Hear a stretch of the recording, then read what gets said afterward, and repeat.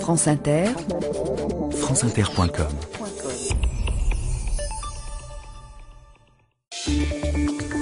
France Inter, il est 8h30, la revue de presse de Frédéric Pommier. Bonjour Frédéric. Bonjour Nicolas.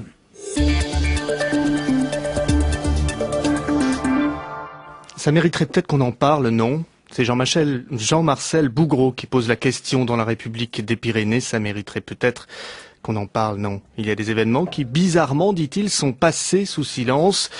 Prenez les déclarations de Jean-Marie Bigard, reprenant les folies paranoïaques de Thierry Meyssan à propos des attentats du 11 septembre. Silence dans les rangs. Alors, en deux mots, voilà ce qui s'est passé. Vendredi, sur une radio, Jean-Marie Bigard a joué les Marion Cotillard. Comme elle, il a remis en cause les attentats de 2001. Les deux avions qui se sont écrasés sur la forêt et le Pentagone n'existent pas. Il n'y a jamais eu d'avion. C'est un mensonge et c'est un missile américain qui a frappé le Pentagone. On connaissait le Bigard Scato, on connaissait le Bigard Cato, commande Gérard Carrérou dans François. Mais on ne connaissait pas encore le Bigard Géopo, et celui-là, on regrette déjà de le connaître. Toutefois, précise l'éditorialiste, ces élucubrations d'un fantaisiste connu ne doivent pas être prises à la légère et avec le sourire. C'est aussi, semble-t-il, l'avis du Parisien aujourd'hui en France, qui à 2 jours du 7e anniversaire des attentats ouvre aujourd'hui ce dossier, 11 septembre.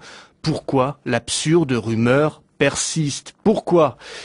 Eh bien, parce qu'il est quasiment impossible de lutter contre ce phénomène de la rumeur, explique Pascal Froissart, chercheur au CNRS et spécialiste de la rumeur. Le fait de démentir diffuse encore la rumeur. Ma consoeur Valérie Mao lui demande « Mais comment peut-on croire que les attentats du 11 septembre sont un mensonge ?»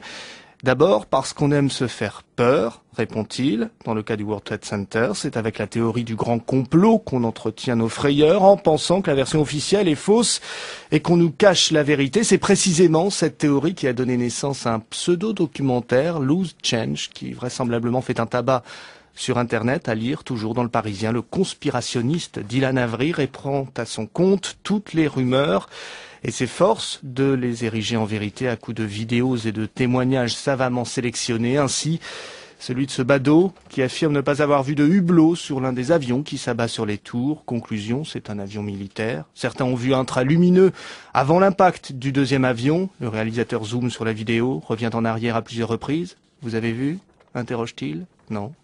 On n'a rien vu, rien d'autre que des pixels grossis à l'extrême, mais qu'à cela ne tienne, selon lui, un missile a bien été tiré du deuxième avion, indéfendable et imparable à la fois. Quant à Bigard, nous dit-on, il persiste et il signe effrayant.